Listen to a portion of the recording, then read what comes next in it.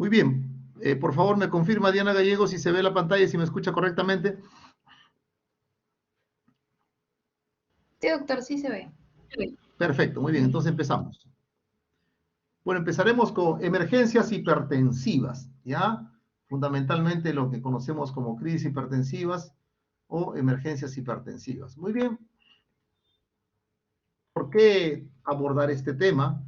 La hipertensión arterial es una enfermedad que en el mundo, no solamente en Latinoamérica, perdón, en los países del primer mundo, sino ya en todo el mundo, se ha convertido prácticamente en un problema de salud pública por el alto porcentaje de gente que padece esta enfermedad y porque esta enfermedad es un factor de riesgo para otras enfermedades, como por ejemplo infarto de miocardio, insuficiencia cardíaca, fibrilación auricular, y esta a la vez está asociada a mayor incidencia de accidente cerebrovascular, etcétera, ¿no?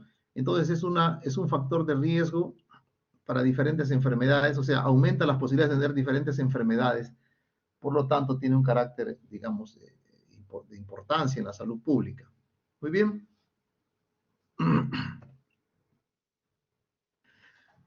Típicamente, pues antes, cuando uno pensaba en un paciente hipertenso, hablaba de una persona de tercera edad o en una persona, pues, bordeando sus 50 años, ¿no? Sus 60 años, ¿no? Sin embargo, lo actual es que gente joven que está finalizando sus 20 o a mediados de sus 30, ya está empezando con este problema de la hipertensión arterial y muchas veces asociada a otro tipo de factores de riesgo, como son obesidad, ¿no? Como son diabetes, como son tabaquismo, sedentarismo, etcétera. ¿Y por qué es importante saber de la hipertensión arterial, prevenirla, tratarla, tener conciencia de esto?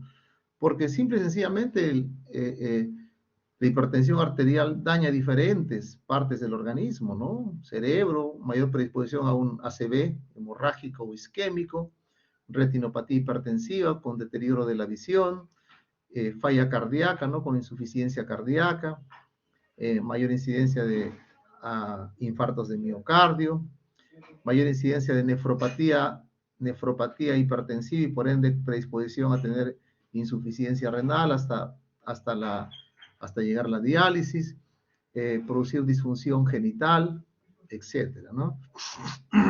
De tal modo de que la hipertensión arterial tiene un impacto global en todo nuestro organismo, diferentes tejidos de nuestro organismo. Según la Sociedad Americana del Corazón y la Sociedad Americana de Stroke, ¿no?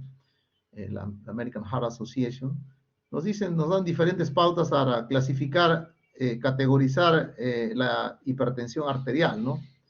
Desde que el paciente ya se considera definitivamente un paciente hipertenso, hasta cuando tiene niveles de presión arterial, que es el motivo de nuestra charla. O sea, cuando el paciente tiene una elevación grave de la presión arterial, en la cual se caracteriza por que la presión arterial sistólica está mayor de 180 y o la diastólica está mayor de 120. ¿Qué significa esto? Significa que yo voy a considerar que un paciente está en una crisis hipertensiva, ¿no? O cuando tiene cualquiera de las dos o las dos juntas. O sea, puede ser que solamente esté la sistólica elevada por encima de 180, la diastólica podría estar normal, o la sistólica normal y la diastólica más de 120. Esa condición ya se conoce como crisis de hipertensión. Muy bien. En otras palabras, vamos a conocer como una elevación grave de la presión arterial, ¿no? Una elevación marcada de la presión arterial, cuando la diastólica sobrepase los 180 milímetros de mercurio y o la diastólica los 120. De tal manera de que este caballero tiene cumple los dos criterios tanto de sistólico como diastólico. Esta señorita tiene la sistólica que no llega a un nivel de elevación grave, pero sin embargo sí lo llega a su presión diastólica. Esto también constituye en líneas generales una elevación grave y por lo tanto el paciente está en una crisis de hipertensión, ¿no? Es como esto se define así de esa forma. Muy bien.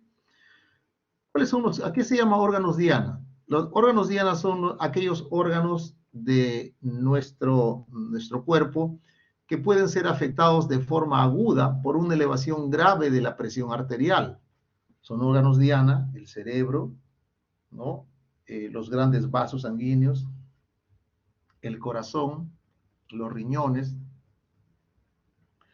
el órgano de la vista, ¿no? Los ojos, pero también son órganos diana la sangre, ¿no? Porque es un tejido diana también, porque puede sufrir un cuadro que se llama microangiopatía, ¿no? Esa la misma presión alta puede dañar, producir alteración en elementos de la sangre, como por ejemplo plaquetopenia, ¿no? O cierto grado de hemólisis, ¿no? Y a la vez también puede la hipertensión arterial producir agudamente un daño de la placenta, ¿no? La placenta como tal, producirse un cuadro que se llama preeclampsia y que esto se desgatía o avanza a complicaciones como, por ejemplo, la eclampsia. O sea, se agrega a este cuadro de hipertensión arterial síntomas de tipo neurológico como convulsiones, ¿no? O alteraciones como, por ejemplo, el síndrome de HELP, etcétera. Entonces, estos son los órganos diana que podemos encontrar en el organismo, o sea, aquellos que van a ser agudamente dañados o deteriorados de forma aguda por una elevación grave de la presión arterial, ¿no? Muy bien. Entonces, ya la definición de los dos tipos de crisis hipertensiva es de tipo, digamos, arbitrario, ¿no? Se le ha definido de esa forma. En la literatura médica ya están cuestionando este tipo de, digamos, de forma en que clasificamos a la urgencia hipertensiva, ¿no? En líneas generales, esta urgencia hipertensiva es una condición de hipertensión arterial grave, es una elevación de la hipertensión arterial grave, ya sea la sistólica mayor de 180 y o la diastólica mayor de 120, en pacientes que ingresan al servicio de urgencia sin que no tienen evidencia clínica de daño orgánico agudo.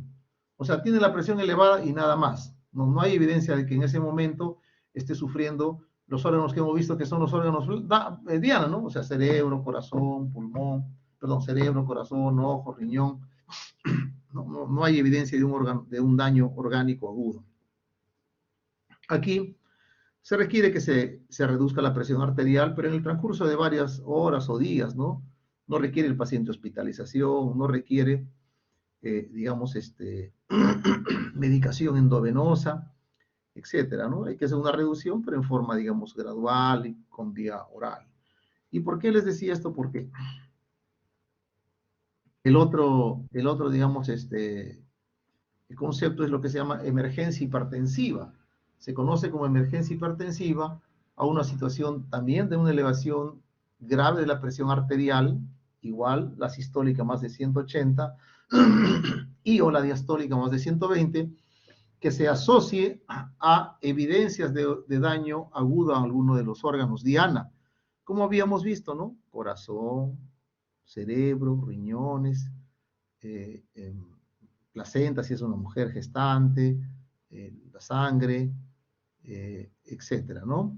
Entonces, y esta situación puede poner en un riesgo eminente la vida y va a requerir una intervención inmediata, pero cuidadosa para reducir la presión arterial, ¿no?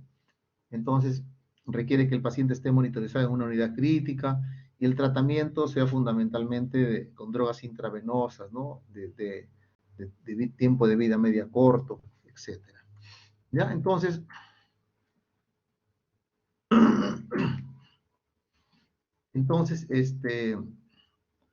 nuevamente para que ustedes tengan en la cabeza que los órganos diana, como hemos visto, ¿no? El corazón, cerebro, vasos sanguíneos, riñones, retina, el útero y placenta, ¿no es cierto? Pueden darse, por ejemplo, síntomas como, por ejemplo, a nivel convulsiones, un ataque isquémico transitorio, isquemia cerebral, hemorragias subaracnoideas o intracerebrales, encefalopatía hipotensiva, leucoencefalopatía posterior reversible, A nivel cardíaco, un edema agudo pulmonar, una falla cardíaca congestiva o un síndrome coronario agudo. A nivel de los vasos sanguíneos puede ocurrir, sobre todo aquellos grandes, importantes, una disección aguda de aorta torácica, una anemia hemolítica microangiopática, ¿no? A nivel renal puede desacatillarse una insuficiencia renal o injuria renal aguda. En la retina, una retinopatía hipertensiva, ¿no? Con papiledema, infiltrados algodonosos, edema de retina, etcétera. Y a nivel de ginecobstétrico, ¿no? A nivel placenta, útero, lo que sería una preeclampsia y eclampsia, ¿no es cierto? Fundamentalmente cuando se desarrolla la eclampsia, ¿no es cierto? Algunos conceptos que tenemos que recordar siempre, ¿no? Respecto a lo que es la elevación severa o, digamos, maligna de la presión arterial, usualmente llamamos cuando se elevan, pues, la sistólica por encima de 200 y 120 la diastólica, ¿no? Que se asocia con una retinopatía bilateral avanzada, ¿no? Hay manchas algodonosas, ¿no? Hay pequeños focos hemorrágicos, papiledema, ¿no? Llamamos encefalopatía hipertensiva a una elevación severa de la presión arterial que se asocia con alteración en el nivel de conciencia, ¿no? Desde letargia, convulsiones, ceguera cortical e inclusive coma, en ausencia de otras explicaciones, ¿no? Usualmente, entonces, el paciente con una encefalopatía hipertensiva puede tener una tomografía normal y, sin embargo, no encontramos, o sea, una explicación y que es netamente desarrollada por una elevación severa, ¿no? Brusca de la presión arterial. Igual también hablamos de una microangiopatía trombótica hipertensiva, cuando hay una elevación severa de la presión arterial, que se asocia con cierto grado de hemólisis, trombocitopenia, en ausencia de otras causas, pero que mejora esta condición al lograr ser eficaz con el manejo con disminución de la presión arterial debido a una terapia adecuada, ¿no? Muy bien. ¿Qué estudios vamos a hacer a los pacientes que presenten digamos, una emergencia hipertensiva, ¿no? ¿Qué estudios vamos a empezar con ellos? Bueno, hay estudios que se hacen, pues, hay estudios que podemos considerar en líneas generales, ¿no? Todo paciente debe tener, pues, su hemograma para hacer un conteo de la hemoglobina, las plaquetas, su función renal, los electrolitos, ¿no? Un examen de orina, etcétera. Pero también es importante hacer algunos estudios que nos puedan evaluar los órganos que potencialmente podrían dañarse, ¿no? Por ejemplo, un electrocardiograma que buscar si hay signos de isquemia, de arritmia, de hipertrofia ventricular izquierda, hacerle un fondo de ojo para ver si tiene, pues, esos exudados algodonosos, edema de papila, etcétera. Las enzimas cardíacas, o tal vez eventualmente, si pienso en una hipertensión con microangiopatía y hemólisis, hacerle tal vez un frotis de lámina periférica, ¿no? Si pienso que el paciente está con una falla cardíaca aguda, una edema aguda de pulmón cardiogénico como parte de una crisis hipertensiva, pues tomarle una radiografía de tórax para ver si tiene congestión pulmonar, una ecografía, una ecocardiografía para ver si hay signos de disfunción ventricular, etcétera. O sea, en otras palabras, muchos de los estudios especializados vamos a hacerlo en base a la clínica o síntomas que tenga el paciente, en base a los planteamientos diagnósticos que me haga, luego de tener una evaluación semiológica y un examen clínico apropiado de mi paciente, ¿no es cierto? Muy bien, entonces, esto hay que grabarse bien, por favor, atentos acá.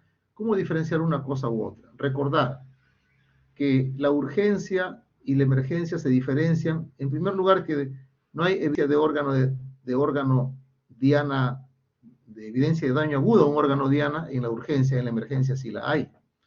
Que la urgencia no pone en riesgo inminente la vida del paciente. Un paciente puede estar con 200 sobre 100, ¿no? Pero eso no pone necesariamente en riesgo en forma inminente. En la hipertensión arterial es una condición que hace daño a largo plazo, ¿no? Deteriora las arterias para largo plazo. En cambio, una emergencia hipertensiva, como ya hay evidencia aguda de un órgano diana, de daño agudo a un órgano diana, pone en riesgo inminente la vida del paciente. Una urgencia la puedo tratar en varias horas, ¿no? Hasta en 2 días la puedo regular y no requiere que uno baje la presión arterial en forma inmediata o lo normalice, ¿no? Eso se ha visto que es más dañino inclusive que dejarlo como tal o bajarlo en forma gradual. En cambio, en una emergencia se requiere que el tratamiento baje la presión arterial, no necesariamente a niveles normales, sino determinado porcentaje, ¿no?, de la presión arterial, pero dentro de la primera hora. O sea, debe ser rápido, porque en forma inminente está dañando un órgano, podría producir un daño irreversible. En la urgencia, el manejo usualmente es con drogas antihipertensivas que se administran por vía oral. En la emergencia, usualmente lo damos con drogas parenterales, o sea, endovenosas, que son titulables, que son de tiempo de vida media corta, en bombas de infusión, ¿no es cierto? Bajo un monitoreo estricto del nivel del corazón, del ritmo cardíaco, de la presión arterial. Entonces, cuando nosotros tenemos una urgencia de tipo hipertensiva, como se llama como tal, ¿no? O sea, donde no hay un daño a un órgano blanco, esto es muy importante. Por eso que hay mucha controversia con este término. Ya lo quieren desterrar mucho entre los líderes de opinión, ¿no?, académicos de mi especialidad, ya lo quieren porque dice urgencia hipertensiva, no da la idea a la gente que es una urgencia, ¿no?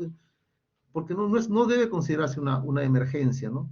Porque no debe uno reinstalar o intensificar los fármacos antihipertensivos, ¿no? Ya le voy a aumentar más medicamentos, o le voy a, o sea, desesperarme por regularizar la hipertensión, ¿no? La hipertensión en ese momento, de normalizarla, no necesita, ¿no? Muchas veces requiere un tratamiento muchas veces el paciente tiene un cuadro de tipo mucha ansiedad, ¿no? No es indicación para que usted al paciente lo remita a la sala de urgencia hospitalaria, ¿no? El paciente ya asustado, ¿no? Ya ha visto el doctor en la consulta, dicen, y me ha enviado rápido, claro que mi presión está con 180, dice que se me puede romper una vena en el cerebro y me puedo morir. Y el paciente entra todo desesperado cuando no es así la explicación que le han dado, ¿no? O sea, entonces, no es indicación para remitir al paciente a una urgencia hospitalaria. No es indicación para una reducción inmediata de la presión arterial. Se ha visto que eso hace más daño. Tampoco es indicación para hospitalizar a un paciente, ¿no? Inclusive se plantea cambiar este nombre de urgencia hipertensiva. Hay unas guías europeas de crisis hipertensión arterial que le llaman a esto: si el paciente no tiene una real emergencia hipertensiva, pero tiene la presión que hace los criterios de urgencia hipertensiva, le plantean dar el nombre de hipertensión arterial crónica no controlada, ¿no? En cambio, cuando el paciente sí evidencia un daño de órgano diana, sí realmente es una emergencia hipertensiva, ahí sí se necesita una reducción inmediata de la presión. No necesariamente que sean cifras normales, no, pero sí necesita que se reduzca dependiendo los casos de los pacientes. Hay niveles o porcentajes de la presión arterial a la cual yo debo dirigir, buscar ese grado de disminución de la presión arterial. Muy bien, por ejemplo, encefalopatía hipertensiva, la hemorragia intracraneal, un infarto cerebral, infarto agudo de miocardio, una falla cardíaca aguda con edema agudo de pulmón, una angina inestable, retinopatía hipertensiva, una disección de aorta torácica, ¿no?, una preeclampsia severa o eclampsia. Esos cuadros sí requieren un manejo rápido de la presión arterial, ¿no? No necesariamente normalizar, pero sí disminuir. Entonces, en líneas generales, estos son los porcentajes predominantes de los cuadros que vamos a ver como emergencias hipertensivas, ¿no? A la cabeza de lejos, los cuadros son el infarto cerebral, ¿no?, que está asociado a las emergencias hipertensivas, el edema agudo de pulmón, la encefalopatía hipertensiva, la falla cardíaca aguda congestiva, el infarto de miocardio, eventualmente, ¿no?, una hemorragia intracerebral o hemorragia subaracnoidea, los pacientes eclámpticos y disección aórtica. Y efectivamente, esto, así como lo vemos acá, en esta diapositiva que es tomada de una clínica de emergencia en Norteamérica, es más o menos parecido al mismo las mismas pautas que vemos acá, ¿no? Los cuadros de disección aórtica que he visto como crisis hipertensiva no son tantos como lo que es el asociado a los infartos cerebral, que prácticamente a diario vemos estas cosas, ¿no?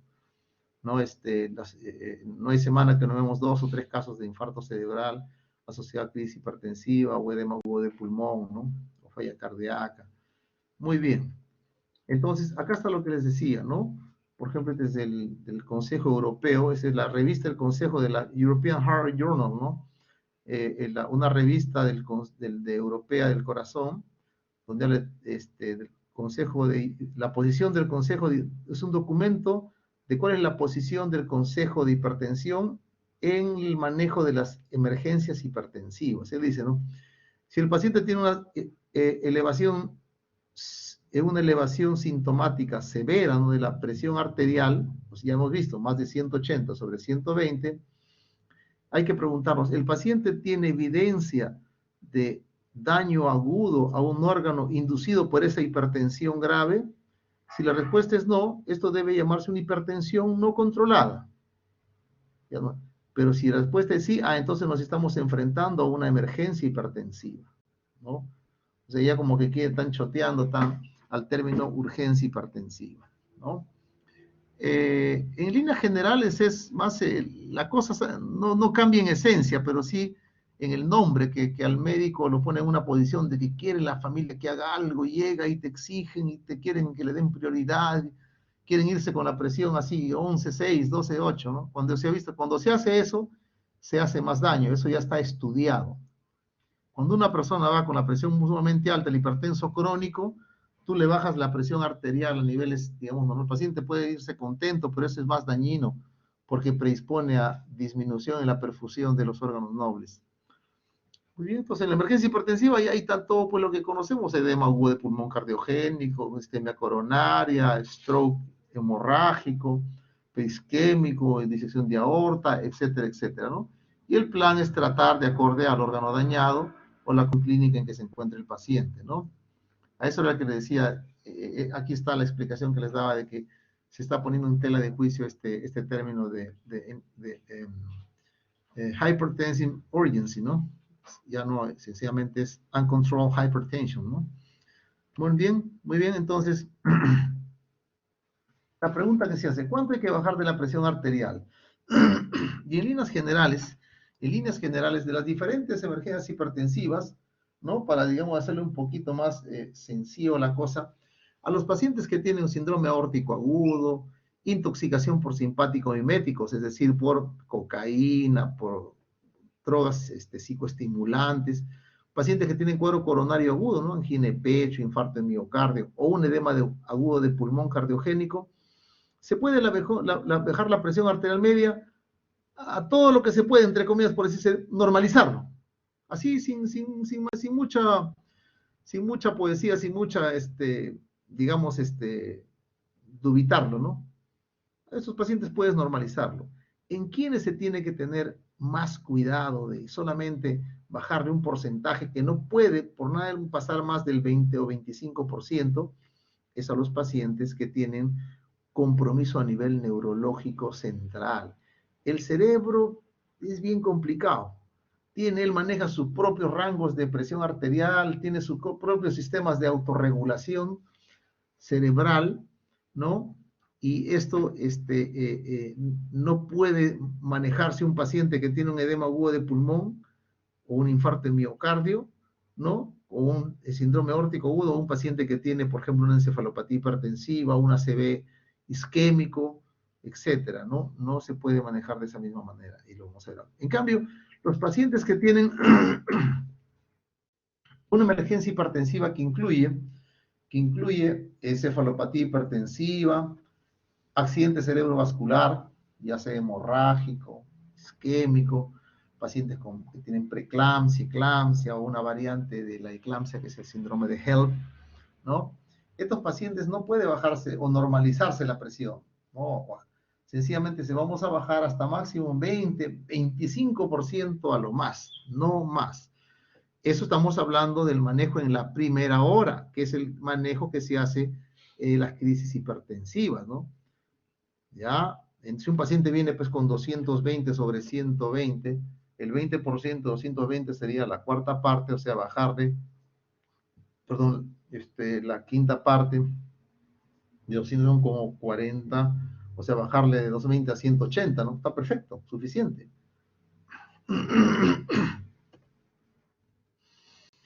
¿Qué ocurre con la circulación cerebral en el paciente neurocrítico? O sea, esta es la explicación de por qué ustedes tienen que entender que no se le puede bajar mucho. Ustedes tienen acá, el cerebro tiene una capacidad, mire, esto se llama flujo sanguíneo cerebral. Esto se está hablando, el flujo sanguíneo cerebral, ¿no es cierto? Será pues 10 mililitros por cada 100 gramos de cerebro, 20 mililitros, 30, así va, ¿ya? Que si el cerebro está entre 60, 50 mililitros de sangre, ¿no? Por 100 gramos por minuto, ¿no? De cerebro, en este rango, a ver, vean acá en este rango, acá, 50. Está feliz el cerebro, está bacán. Entonces, mire usted, si usted tiene una tensión arterial, acá, mira, de 50, el cerebro, que está bajetona, está baja, el cerebro, la tensión arterial media está baja y puede todavía tener sus mecanismos de compensación y mantiene, o hace una vasodilatación y mantiene en este rango el flujo sanguíneo, no se altera mucho. Y de repente está en 75, que está aceptable, y sigue igual, de repente está en 100, o sea, el doble de acá. La presión está más alta y lo mantiene igual, y de repente está en 125 y lo mantiene igual, o casi 140 porque se contrae el vasos sanguíneos, ¿no? Ya cuando la presión arterial media está sumamente elevada, y ahí ya escapa los mecanismos de compensación, de mantener esto dentro del rango de normalidad y comienza a subir la presión. Si sube mucho, esto va a producir edema cerebral, ¿no? Y si esto baja mucho, no hay irrigación, entonces hay hipoperfusión celular y acá hay hiperperfusión, ¿no es cierto? Porque ya sube mucho el flujo sanguíneo. El flujo sanguíneo muy bajo no se irriga bien, mucho también hace daño al cerebro. Entonces, el cerebro se encarga ¿no? El flujo sanguíneo normal, el flujo sanguíneo cerebral normal es acá, entre 50 y 60, hacha, la mitad, 55, ¿no? Ahí se mantiene acá. Muy bien. ¿Qué es lo que pasa con el hipertenso crónico? El hipertenso crónico yo soy hipertenso, por ejemplo, ¿no?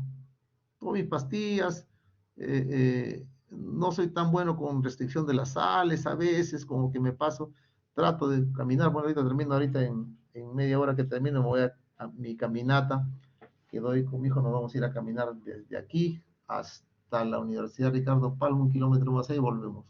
Más o menos como 8 kilómetros vamos a caminar hora y cuarto, hora y media, ¿no? Y vamos a mantener más o menos la salud un poquito, pero soy hipertenso y a veces me tomo la presión y mi presión a veces estoy en la emergencia y se asustan los enfermeros, dicen, oye doctor, ¿está bien? Sí, le digo, a veces no tomé mi pastilla, hoy día me olvidé, le digo, ¿cuánto tiene? 170 sobre 100. Y yo, ni cosquillas. Claro, eso hace daño. No me duele, pero sé que hace daño. Eso me va a predisponer a la larga, a veces me va a hacer daño que la presión en mi sistema cardiovascular es más, mi corazón trabaja más, deterioro más mis arterias. En líneas generales, ¿qué es lo que ocurre? Esto les explico por qué. Porque el centro de regulación, o sea, la capacidad de regular del hipertenso es mucho más. Mientras que hasta 130, 140, el que es normotenso, por encima de eso ya no puede regular ya. El hipertenso sí, hasta mucho más. No sé si me dejo entender nuevamente. Si el hipertenso tiene presiones arteriales medias más allá de 130, ¿no? En la cual ya pierde un normotenso, que no es hipertenso, una persona normotensa ya por encima de 130, una presión arterial media de 130, ya él pierde esa capacidad de regular ya no puede regular y comienza a subir el flujo sanguíneo cerebral, que es dañino también. El hipertenso no, aguanta más, 170, 160, 170. Entonces, el hipertenso se acostumbra a estos niveles de presión alta, ¿no? Porque es un hipertenso crónico. Si usted le baja la presión a este paciente, probablemente este paciente también, como usted ve acá, este paciente, por ejemplo, ya del otro lado, aguanta presiones altas más, pero presiones más bajas tampoco aguanta ya. Este paciente, mire, ¿se acuerda que con tensiones arteriales de 60, está lindo? El paciente acá con presiones, esto de acá, 50 tiene que estar así recto, a este nivel, porque 50, 55 mililitros por 100 gramos de cerebro por minuto es lo normal. Si este paciente acá, el hipertenso crónico, cuando tiene ya, mira, cuando tiene por ejemplo, acá el normotenso con 60, 70, 80 está bien, y el tenso crónico, ¿no? Que tenga 100 ya no, perdón, que tenga 100 de presión arterial media ya está medio bajetón para él, 90 medio bajo, y esto va bajando. Entonces acá significa que el nivel de flujo cerebral va bajando. Entonces no tolera presiones bajas, ya se acostumbra así su cerebro. No lo puedes súbitamente bajar. O sea, si tú le regulas, le bajas la presión, ¿no? Como quiere el paciente, el hipertenso, él va porque solamente su presión está alta. ¿Le ve la cabeza? No. Y ya siente que se muere. Pero siente, no siento ninguna molestia, pero uy, si me va a reventar una vena en el cerebro y peor si un médico le dijo, no, puso la cara de asustado y lo envió a la emergencia, cosa que no se debe hacer. Entonces te exige, y cuando no tiene experiencia el residente, el interno, el médico, le mete su captopril, es un nifedipinos, y le baja la presión bastante, ¿no? ¿Y qué cosa hace eso? Hipoperfusión cerebral, hace más daño que bien. ¿Ya? Hace más daño que bien. Muy bien. ¿Ya? Cuando hay poco flujo, hay isquemia, infarto, hipoperfusión. Cuando hay mucho flujo, edema, hemorragia. ¿Ya? Entonces, lo ideal es que el paciente esté en su punto. ¿Qué cosa es? Entre 50 y 60 milímetros por 100 gramos de cerebro por minuto. El flujo que debe haber, ¿no es cierto? Muy bien. ¿Qué pasa, por ejemplo, cuando el paciente tiene un infarto cerebral? Cuando se infarta, hay una parte que el cerebro que ya tiene un infarto, que tiene un daño irreversible. Pero hay una parte grande que se llama la zona de penumbra isquémica. Es una zona que todavía puede recuperarse, que tiene un hipoflujo, ¿no? Y el cerebro, para poder compensar ese flujo bajo, aumenta su presión arterial y el paciente está recibiendo un poco más de flujo para compensar eso. Pero ¿qué pasó? El paciente tiene un ACV y va con un ACV que no llega con, por decir, no sé, está con 5 horas de evolución, ya no se va a trombolizar. Y el paciente tiene 180 sobre 100. Esa presión está linda, preciosa. Uy, 180, dice el residente, el interno, que no sabe, ¿no? O cualquier médico que no sepa, 180, uy, no, le meten de captopril, nifedipino, le bajan, ¿no? 120, 80, está feliz él, ¿no? Y ocurre esto, que la zona de penumbra isquémica aumenta. Miren acá esto de acá, ¿ve? ¿Por qué? Porque llega menos irrigación, pues. Está rojito este tamaño, luego más grande y luego más grande. O sea, la zona de penumbra isquémica es recuperable o se puede extender. Todo depende de nuestro manejo y de cómo es que nosotros aprendamos esto. Yo sé que ustedes, al escuchar esto, y van a ser conscientes y se van a saber que la presión arterial en un paciente con un infarto cerebral es un mecanismo de defensa, más que algo que le va a hacer daño per se, sobre todo en el contexto de un infarto cerebral. ¿Ya? Solamente si sube mucho, ya se tiene que... ¿Cuánto es mucho? Según las guías, paciente con infarto cerebral que no se va a trombolizar, solamente se trata si es mayor de 220 sobre 120. Si no, déjelo ahí. Salvo que esté haciendo otros síntomas, ¿no? Muy bien. Entonces, ¿cuál es el arsenal terapéutico que tengo para tratar la presión arterial en nuestro país? Nitroprusiato sódico, nitroglicerina, la betalol acá, enalaprilato también hay, se puede manejar esto, ¿no? ¿Cuál es el caballito de batalla? Tal vez el que más usamos es nitroglicerina porque es más cómodo. La betalol es muy bueno, pero es mucho más caro y a veces tiene que utilizar varias ampollitas. Muy bien. Arsenal terapéutico que no tenemos acá, ¿no? Pero que hay, lo leemos en la literatura gringa sobre todo, ¿no? Clivedipino, fentolamina, nicardipino, fenoldopán, esmolol, etcétera, etcétera, ¿no? Diferentes tipos de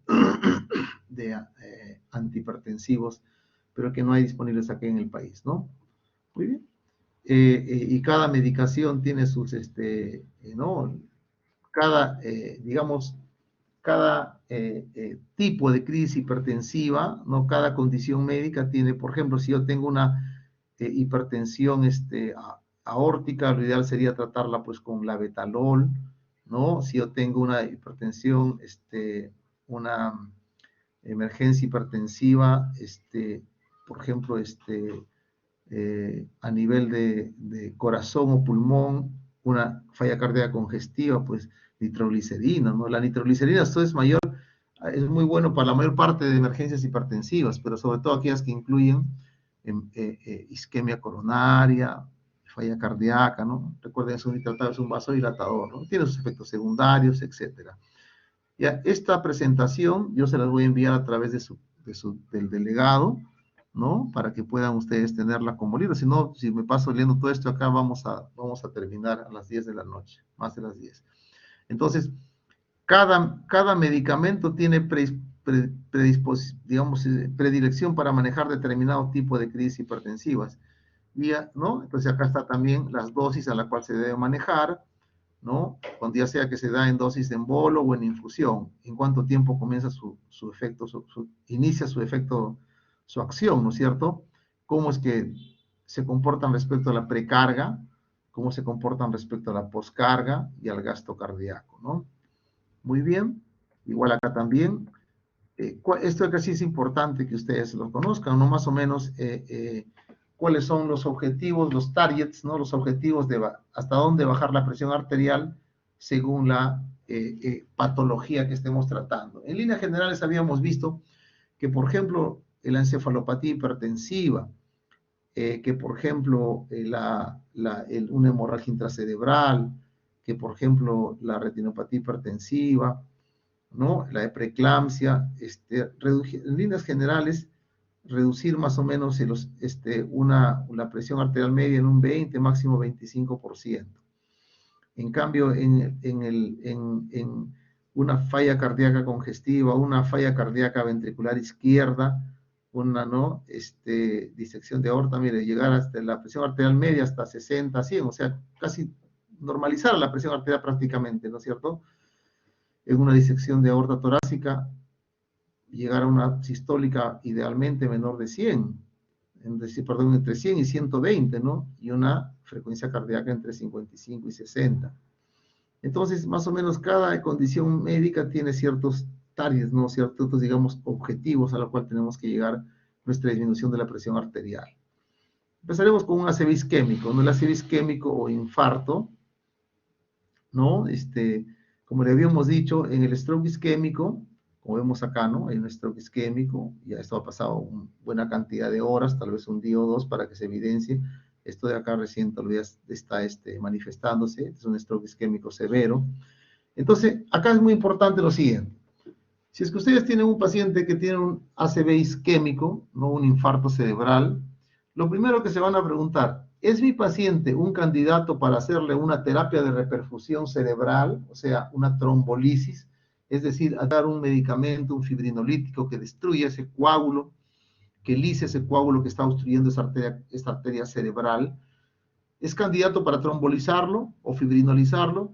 Si la respuesta es no, porque el paciente tiene contraindicaciones para la trombolisis, porque el paciente ha llegado fuera de tiempo, que usualmente es una ventana que se maneja hasta más en promedio 4 horas y media, ¿no? O el paciente tiene algunas, digamos, indicaciones de no trombolizar, entonces solamente vamos a tratar la presión arterial solo si es mayor de 120, 220 la sistólica o 120 la diastólica. Y no vamos a normalizar la presión, sencillamente vamos a bajarle entre un 20, 25%, ¿no? A veces esto es un poquito más estricto, pero en líneas generales dicen un 20, 25% es lo que normalmente estamos ahora, ¿no? Se quiere 20, a lo más 25%. Esa es la tendencia actual de bajarle, ¿no es cierto? No más, Pero sin embargo, si el paciente es candidato a trombolisis, o sea, está dentro del tiempo, la ventana de tiempo de que tenemos que trombolizarlo, y si hemos decidido trombolizarlo, entonces no se puede trombolizar con presiones más altas de 185, porque podría sangrar, entonces hay que bajarle la presión, puede ser 185, 180, 170, y la presión arterial diastólica a menos de 100. ahí hay que bajarle sobre eso, ¿no es cierto? Entonces, lo podemos al paciente, si viene así y lo vamos a trombolizar, lo podemos dar antihipertensivos para ponerlo en este rango y luego de eso trombolizarlo. ¿Ya? Muy bien. ¿Qué se puede utilizar? Fármaco ideal, ¿no? En los guías está la betalol, que es un beta bloqueador y alfa agonista, alfa bloqueador también, ¿no? Se puede utilizar la betalol o nicardipino. Un paciente otro cuadro que se puede presentar como es la encefalopatía hipertensiva.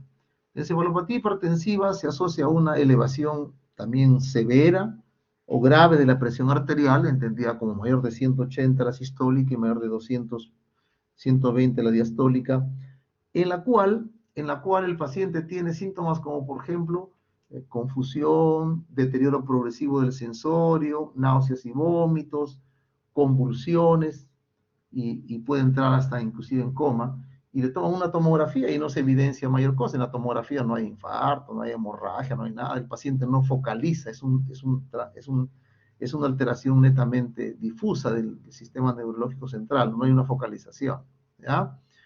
Muy bien, hay ¿cómo se llama? Hay en la encefalopatía hipertensiva, la necesidad obviamente, como cualquier emergencia hipertensiva, de bajar la presión arterial rápidamente, ¿no? Y el fármaco que normalmente se propone, que tiene mejor perfil acá, vida media corta, acción rápida, es el labetalol, ¿no? Que se puede dejar dar en bolos y dejar en infusión continua también, ¿no? Puede usarse también nicardipino. Eventualmente, no es de primera elección, pero se puede usar también el nitroprusiato sódico. ¿Qué dosis disponemos acá? ¿No? Que es un fármaco que tiene pues sus ventajas y también desventajas, ¿no? Porque si el paciente tiene asociado a insuficiencia renal o se da por muchas horas este medicamento, puede predisponer a una acumulación de tiocianato, una intoxicación por tiocianato, cianuro, etcétera, ¿no? Muy bien, entonces, si un paciente hace un ACV hemorrágico, como podemos ver acá, ¿no? El paciente tiene una focalización, tiene hemorragia en las cisternas, ¿no? En los espacios subaracnoideos, entonces una hemorragia hemorragia subaracnoidea, o puede ser también una hemorragia como acá, es una hemorragia intraparenquimal, ¿no es cierto? Respecto al manejo, esto todavía está ciertamente todavía algo controversial respecto al manejo de la presión en estos pacientes. Hay digamos, una corriente un poco más estricta que habla de que no debe manejarse a los pacientes, debe manejarse por debajo de 140 la presión arterial sistólica. Otros hablan que tiene que manejarse por debajo de 180, ¿no? O sea, podría estar 170, 160, otros no, que tiene que estar por debajo de 140. Ventajas, desventajas. Se ha visto que cuando se maneja también muchas veces se intenta dar por debajo de 140, también a veces se va mucho ya, 130, 120, 110, y eso predispone que el paciente, ¿cómo se llama? Tenga hipoperfusión cerebral, ¿no? Y empeore su cuadro. Pero también cuando se tiene al borde 180, a veces también puede elevarse a un 190, 200, podría predisponer a que sangre un poco más, pero en líneas generales no, parece no haber, cuando hacen cortes de estudios al mes, 3 meses, 6 meses, no encuentran mayor diferencia entre uno u otro. Esto todavía está por establecerse. Al parecer, una tendencia es que el paciente esté entre ese lapso, entre 140 y 180, ¿no? O sea, 150, 140, 160 es una cifra más o menos apropiada, pero más debajo de 140, muy por debajo de 140 no es, la sistólica estoy hablando, ¿no? Ya sea tanto para una ACV hemorrágico tipo hemorragia subaracnoidea, como esta hemorragia intracerebral. ¿Qué se utiliza? ¿Qué droga se utiliza para bajar la presión? La betalol, o puede usarse también nitroprusiato sódico, ¿no es cierto? Ya habíamos visto, si es una hemorragia intracerebral menos de 180, HCA 160, no es homogénea las indicaciones en la literatura. Un paciente que es bastante frecuente porque lo hemos visto muchísimos, no hay semana que no veamos un casito, por lo menos edema agudo de pulmón, ¿no? O sea, una falla cardíaca congestiva, severa, ¿no? Con insuficiencia respiratoria, por una disfunción ventricular izquierda, ¿no? Edema agudo de pulmón. Vemos acá, pacientes vienen, ¿no? Pues, ortopneicos, sudorosos, diaforéticos, con incurgitación yugular, signos de cefalización de la circulación, derrame pleural, etcétera, ¿no? El manejo, la droga ideal, aquí o en la China o la conchinchina, nitroglicerina, que es un medicamento cómodo, barato, bueno, bonito y barato. Acá tenemos bastante, en los hospitales no nos falta, ahí tenemos cualquier cantidad de nitroglicerina. Entonces se utiliza a dosis, digamos, dosis respuesta fundamentalmente, ¿no? Comienzas a utilizar y vas incrementando la dosis y puedes llegar a dosis altas como 100 microgramos por minuto, etcétera, ¿no?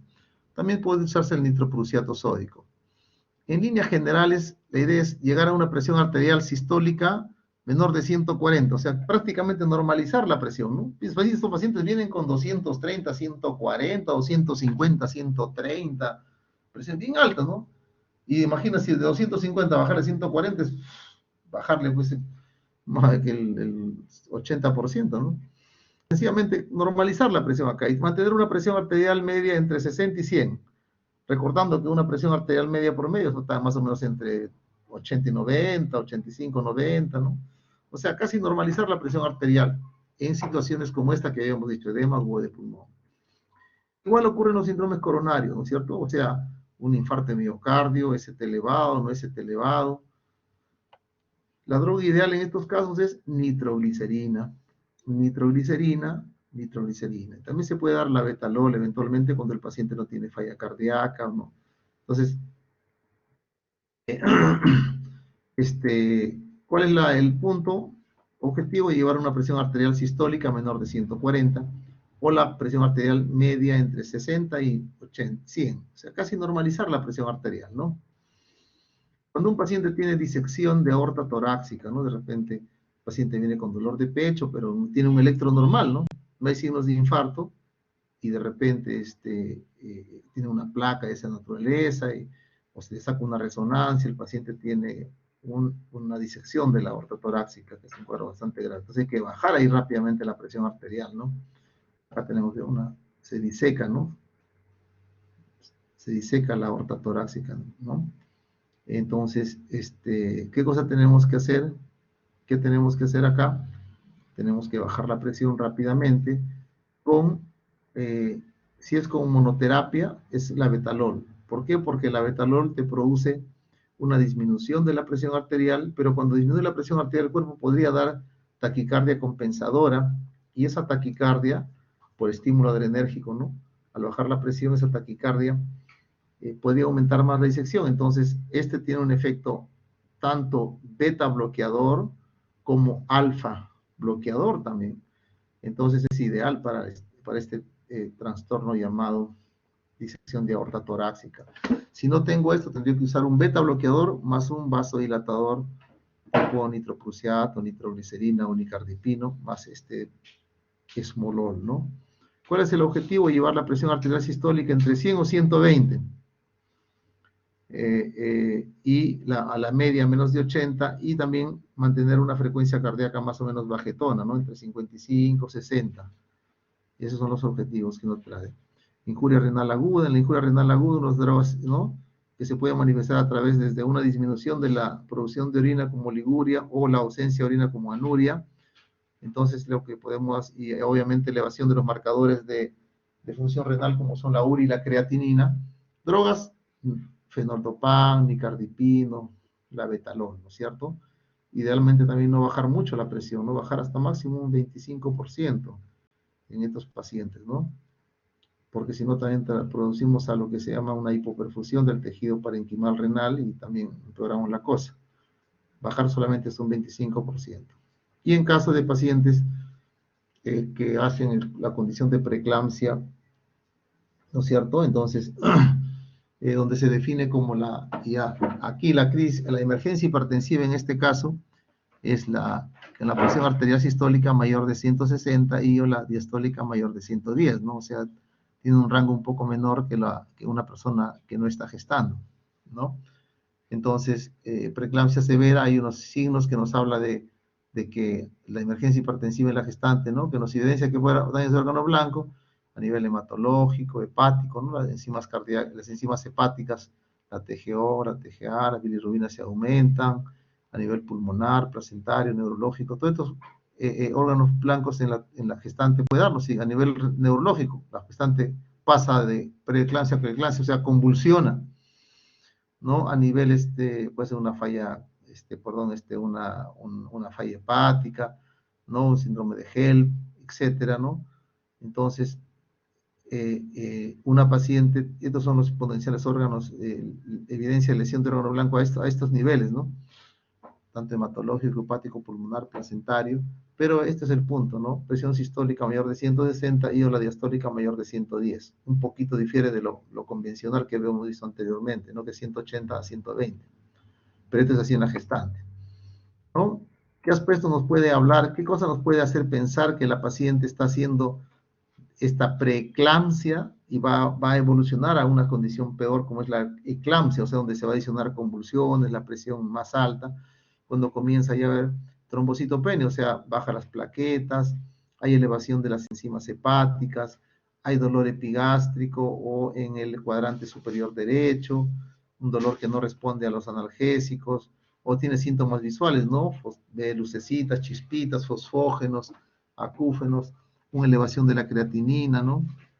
Edema agudo de pulmón, ¿no? Y obviamente una elevación severa de la presión arterial, que en este caso no es 180, sino 160 la sistólica, y la diastólica no es 120, sino ya con 110 se considera una elevación grave o severa de la presión arterial, lo que constituye una crisis hipertensiva en esta gestante, ¿no? Tratamiento que se puede manejar, la betalol, ¿no? Si no tiene la betalol, ¿qué podría darle? Nifedipino. Esa es la única condición en la cual no puede usar el nifedipino por vía oral, ¿no? Nifedipino que se puede ir repitiendo cada 30 minutos y también darle asociado a metildopa, ¿no? Manejar esta metildopa 500 miligramos a 1 gramo bioral cada 12 horas, ¿no? 500 cada 8 horas. Se puede dar esta metildopa con nifedipino o como monodroga el labetalol, ¿no? Y también si la paciente tiene signos de que está progresando en forma inminente a una eclampsia, tenemos que usar sulfato de magnesio, importante, asociado al manejo de la presión arterial, sulfato de magnesio, ¿no? Más o menos le preparamos una solución con 10 gramos de sulfato de magnesio y lo administramos unos 4 gramos, ¿no?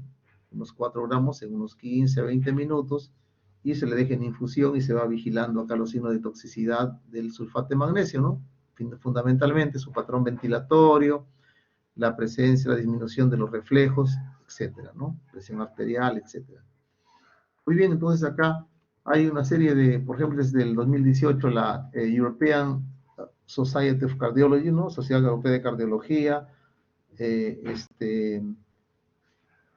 dan estas pautas, ¿no? Determinado tipo de la presentación clínica, los plazos, los objetivos de reducción de la presión arterial, cuál es el medicamento de primera línea y cuáles podrían ser unos medicamentos alternativos. Igualito acá también, este es ya de la Sociedad Americana del Corazón, ¿no? Que en el 2020 de la revista Hypertension, ¿no? De la Sociedad Americana del Corazón, que nos da estas pautas de tratamiento de las crisis hipertensivas. Acá esto es de una clínica de medicina de emergencia en Norteamérica, según la condición, qué tipo cuál es el objetivo de reducción de el porcentaje de reducción que tengo que llegar, las drogas de elección y las drogas alternativas con que podría manejarse, ¿no? Igual también acá, todo este tipo de información, ya ustedes la pueden leer con más tranquilidad cuando les pasemos esta presentación, para que ustedes puedan disponer de ella. Muy bien, alumnos, más o menos eso es a grosso modo la presentación de lo que son crisis hipertensivas. Muy bien, vamos a dejar de compartir. Eso es todo lo que por lo pronto podemos darle en esta clase teórica. La próxima práctica vamos a hacer en la semana que entrante sobre crisis hipertensiva.